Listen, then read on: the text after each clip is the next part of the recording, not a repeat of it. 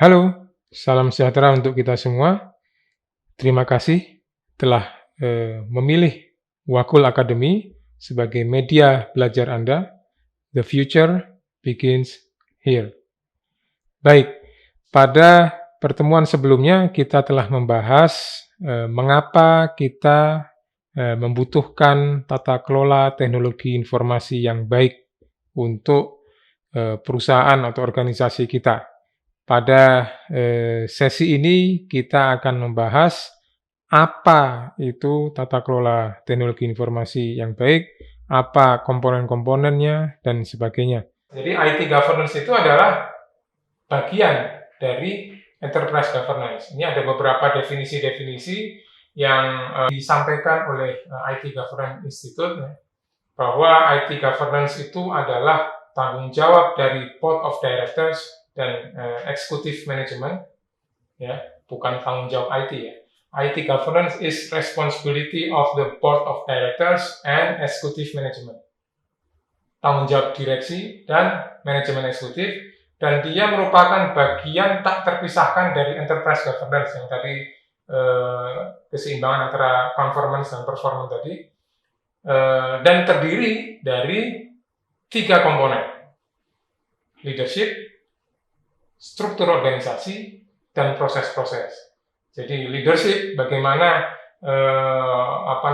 IT itu bisa dijalankan di perusahaan, tata kelola TI itu bisa dijalankan dengan baik. Kemudian struktur organisasi adalah yang menjalankan proses-proses, dan proses-prosesnya itu sendiri. Jadi IT governance terdiri dari proses-proses, kemudian struktur organisasi yang menjalankan proses-proses itu, dan leadership yang memayungi, memastikan bahwa proses-proses yang dilakukan oleh organisasi itu bisa berjalan dengan baik. Dan ada beberapa definisi dari IT governance yang lain yang dikemukakan oleh para ahli, itu bermacam-macam dengan sudut pandangnya masing-masing. Nah, kemudian waktu awal kemunculan tata kelola TI itu diistilahkan dengan IT governance, dan sekarang menjadi enterprise governance of IT. Kenapa ada pergeseran atau perubahan istilah itu? Ya.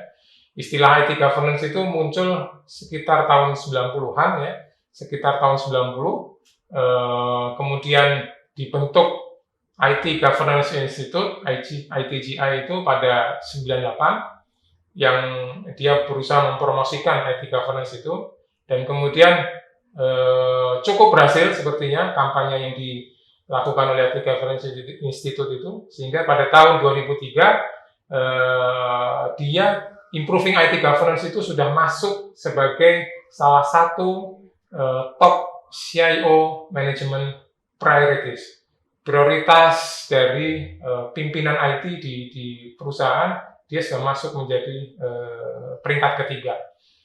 Nah, tapi ya dalam perjalanannya banyak salah persepsi terhadap IT governance itu. Karena IT itu istilahnya IT governance, ya, maka diskusi-diskusi, inisiatif-inisiatif, implementasi dan lain-lain itu lebih dominan dilakukan oleh IT. Padahal tadi kita melihat definisi dari IT governance itu adalah responsibility of Board of Directors and Executive Management. Nah, karena dianggap tanggung jawabnya IT, padahal nilai bisnis dari IT itu nggak bisa diwujudkan oleh IT, tapi oleh bisnis. Nah, karena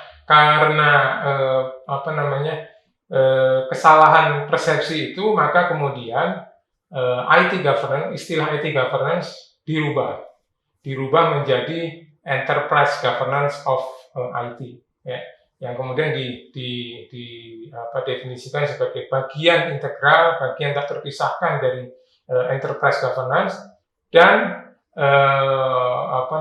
dia mengatur definisi dan penerapan dari proses-proses, struktur, dan relasional mekanisme di dalam organisasi yang memastikan, yang memungkinkan bahwa business and IT people, orang bisnis maupun IT, bisa mengeksekusi, menjalankan tanggung jawabnya dalam mendukung bisnis dan penyelarasan terhadap IT dan memberikan nilai bisnis bagi investasi-investasi yang dikeluarkan untuk IT. Nah, ini kenapa ada pergeseran itu, karena ada kesalahan persepsi bahwa IT governance adalah tanggung jawab dari IT. Nah, kemudian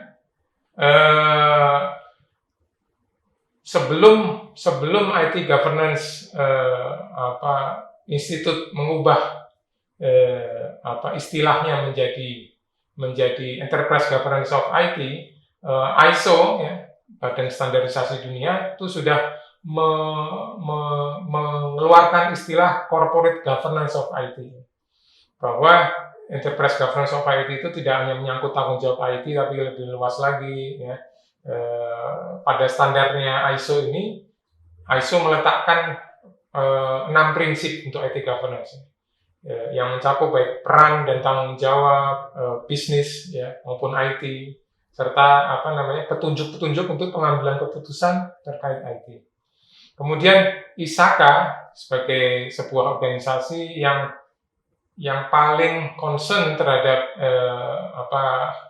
seputar IT governance, IT audit, ya, di dunia, itu mengikuti pergeseran paradigma itu dengan mengeluarkan framework FAL IT dan RIS IT untuk melengkapi COVID 4.1, yang kemudian ketiga framework itu, COVID 4.1, FAL IT dan RIS IT, ditambah dengan beberapa standar-standar dan framework lain, dibungkus menjadi satu dalam sebuah framework baru yang dikeluarkan oleh ISAKA pada 2012 dengan nama COVID 5. Nah, itu pergeseran telah terjadi pada istilah IT governance menjadi Enterprise Governance of IT. Nah, kenapa Enterprise Governance of IT itu perlu tahu, ya? Supaya top manajemen itu perlu tahu bahwa apa sih objektifnya dari implementasi IT itu, apa yang ingin dicapai. Dia bisa belajar dan beradaptasi. Dia bisa mengelola sumber daya IT-nya dengan tepat, gitu ya. Dia bisa tahu peluang-peluang yang bisa diberikan oleh IT untuk kemajuan bisnisnya. Dia bisa menyadari value bisnis dari inisiatif-inisiatif IT, dan yang nggak kalah pentingnya, dia juga bisa tahu resiko-resiko yang bisa ditimbulkan dari IT untuk bisnisnya. Jadi di awal tadi saya sudah sampaikan bahwa di IT itu ada resiko, ada value. Tugas dari perusahaan, tugas dari manajemen adalah bagaimana supaya value-nya itu yang bisa terrealisasi, sementara di sisi lain resikonya bisa termanage dengan baik. Nah, Enterprise Governance of IT itu secara struktur bisa digambarkan bahwa dia terdiri dari dua kelompok besar, ya, kelompok governance dan kelompok manajemen. Kelompok IT governance dan kelompok IT management. Di kelompok IT governance itu ada beberapa proses utama. Yang pertama adalah bahwa di dalam governance ini top management itu harus menetapkan objektif, menetapkan arahan-arahan kemana perusahaan akan bergerak dan kemana IT harus bisa mendukung atau memposisikan diri pada bisnis, sehingga bisa mendukung bisnisnya itu mencapai sasaran-sasaran.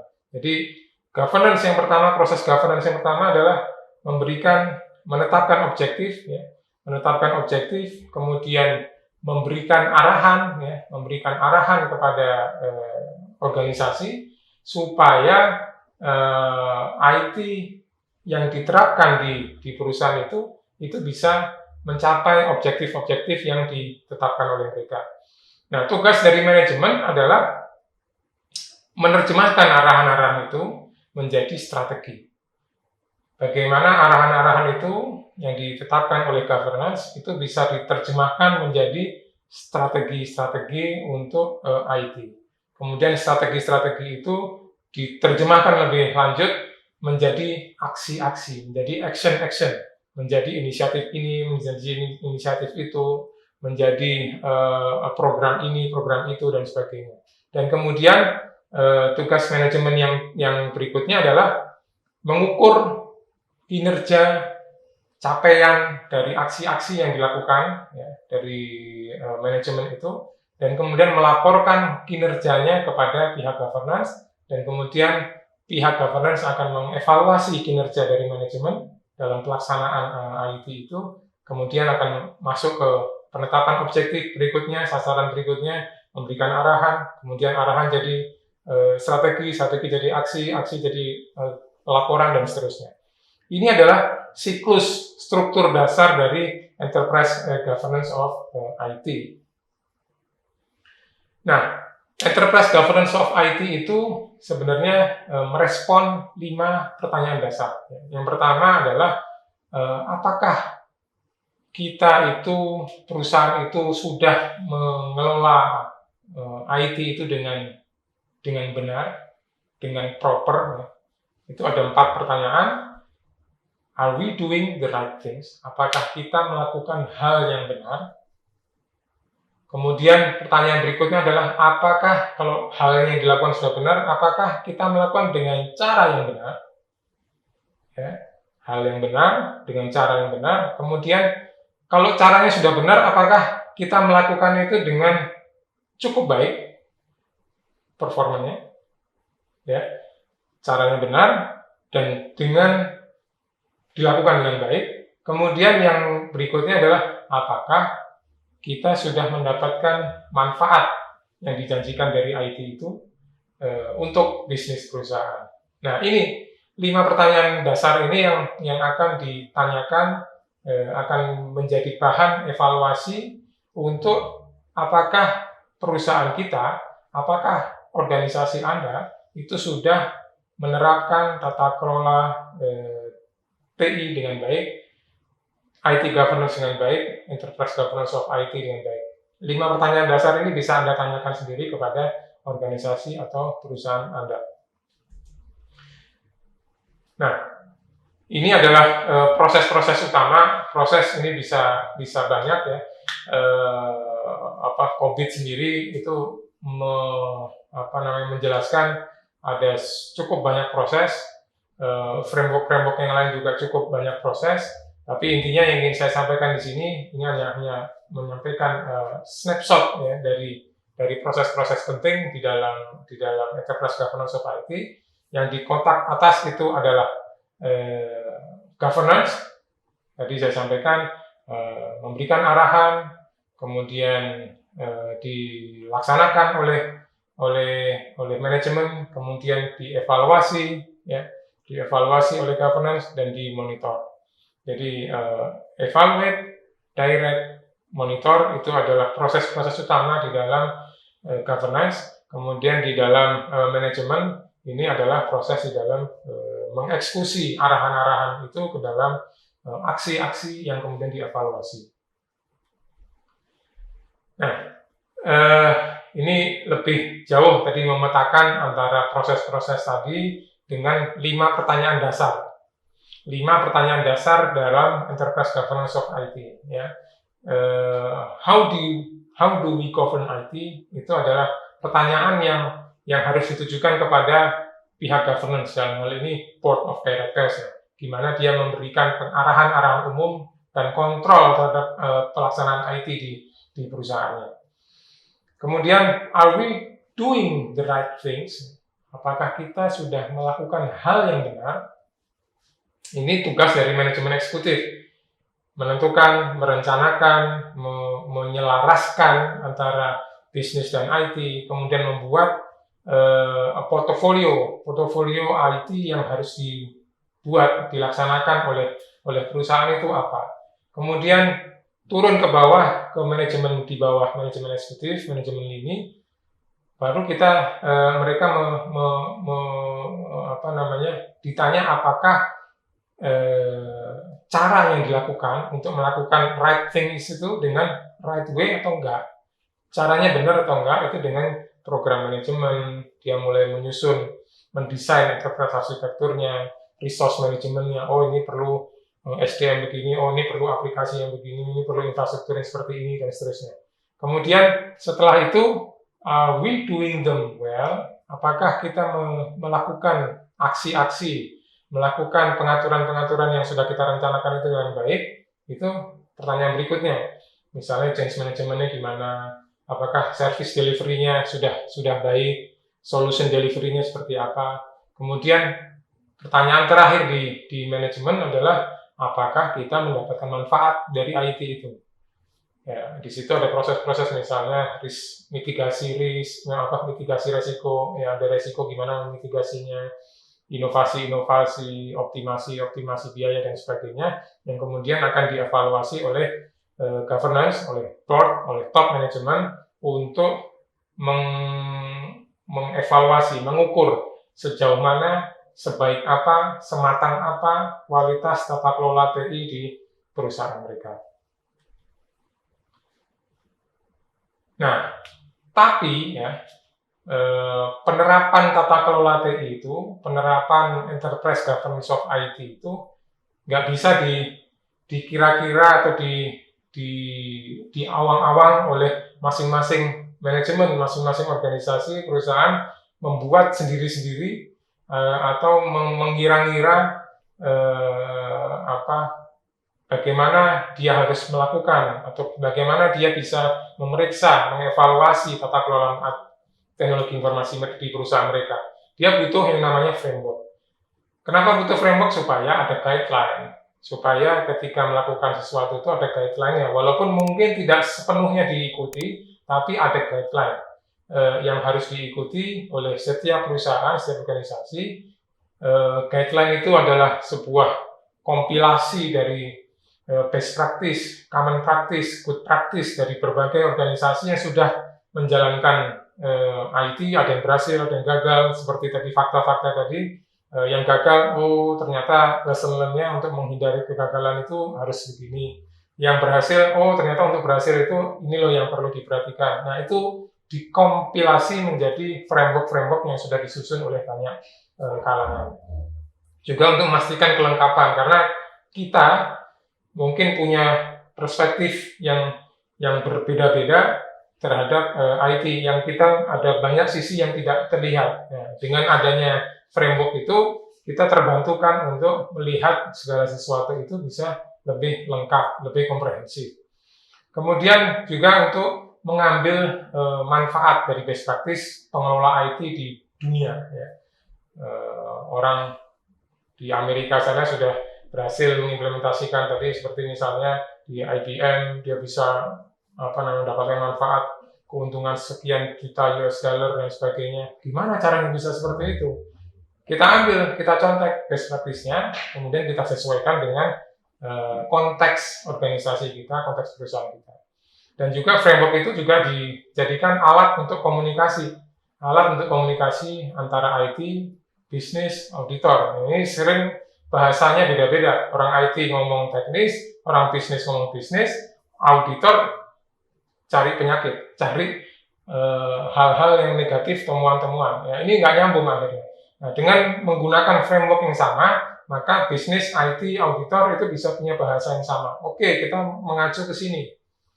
Mana yang kita belum penuhi dan mana yang sudah kita penuhi, mana yang masih belum sepenuhnya dan sebagainya. Itulah beberapa fungsi dari framework tata kelola IT. Kenapa tata kelola IT itu butuh framework? Nah, banyak framework itu